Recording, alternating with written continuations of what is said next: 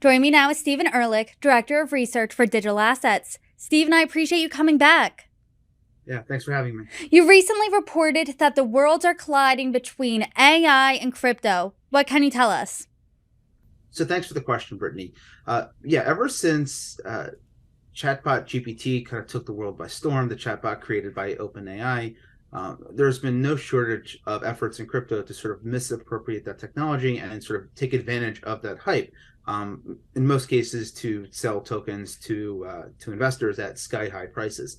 But I was able to report on one sort of real world example of how these two worlds may actually be colliding, although not necessarily in the way that people think.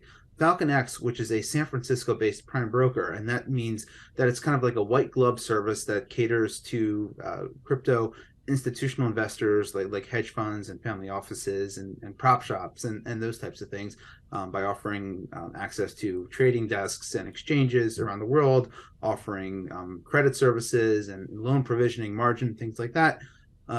This company is building a trading bot together with OpenAI on top of ChatGPT, and we believe that this is at least the first reported case of any crypto-focused company cooperating with OpenAI. What is the goal of this trading bot? That's what I want to talk about. Is this meant for the everyday investor? Is this meant to make crypto and investing more accessible to just the everyday person?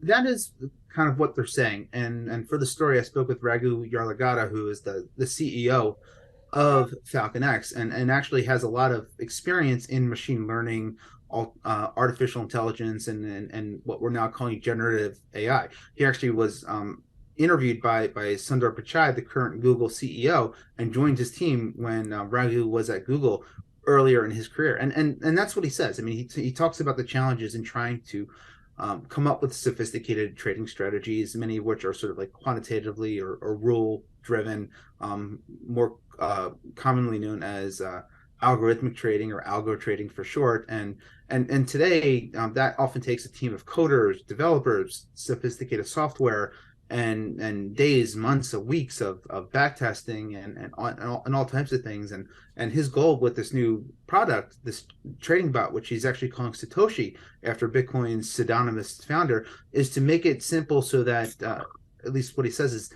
anybody can become an algorithmic trader in 10 to 15 minutes. Obviously, that's a big task, and it's not going to be quite that simple. But ultimately, that's where he wants to go with this. Anyone can become an algorithmic trader in 10 to 15 minutes. I mean, that sounds almost too good to be true. Do you think it is? Whether or not it's too good to be true for somebody to be an algo trader, I think depends on how you define algo trader, because there are different levels and different degrees of sophistication. I mean, just like in karate, where there's different color belts and the different stripes on belts that denote different levels of experience and sophistication. And it's the same thing here. Like an algo trader could be something as simple as running a simple basis strategy for Bitcoin for a month, where in that case you're exploiting the difference in price between a spot price and a future price with like a month expiry, where you sort of take advantage of the difference, or some sort of arbitrage strategy where, especially for a market that's still disjointed like Bitcoin, where the price might be 1% higher or lower in one jurisdiction, you can kind of buy one place, sell another. Like all of those types of things are algo trading. Obviously, it can get much more sophisticated from there, and these very like high tech hedge funds do that. So it depends on, again, how you define it. But in the case of at least being able to type in a question like, how would my return be different if I ran a basis trading strategy versus a buy and hold strategy, or sort of like what would be the risk weighted return of doing this type of strategy over a 6-month period, assuming these types of conditions, and being able to sort of prompt Satoshi to ask those types of questions without needing to necessarily even know how those types of trading strategies worked or know how to code in order to implement those tests. Those are pretty interesting breakthroughs that haven't really been available to traders quite yet. I want to dive a little deeper into your point there. You named a few questions you could ask the chatbot. When you think of ChatGPT as a whole, we've been covering, you can ask ChatGPT anything from writing a poem for you, finishing your English paper, asking it really any question. In the crypto space, what types of questions would you be asking? Yeah, and that's a good question because there's a few different things that you could ask them. The way that it was described to me by FalconX is that they basically break down a trade into three different functions.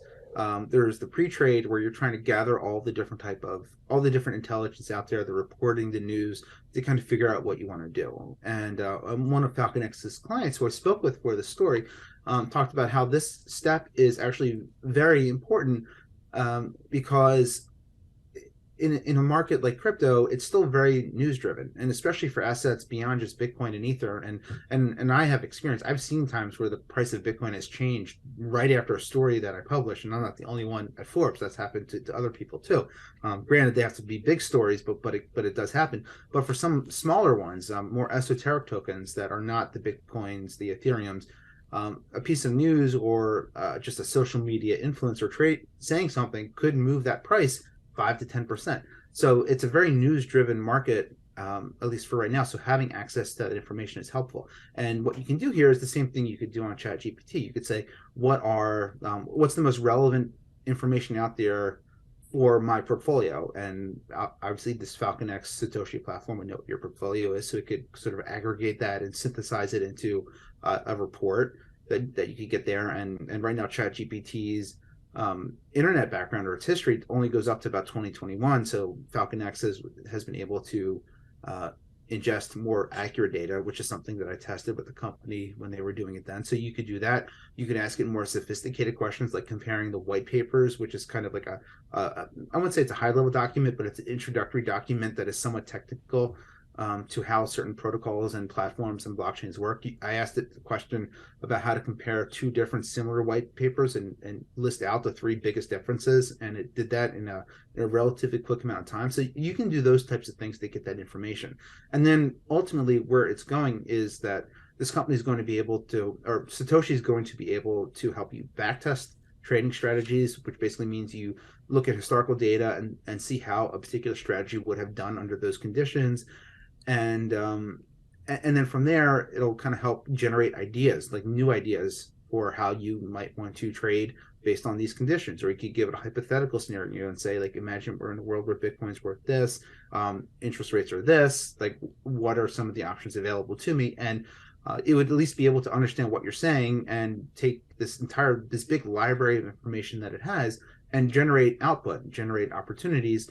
And that's all in like the pre-trade environment. And then once we get to the trade environment and post-trade, you'd actually be able to, in the most mature version of this product, you'd be able to then like click trade or execute or whatever right then and there and put it to action.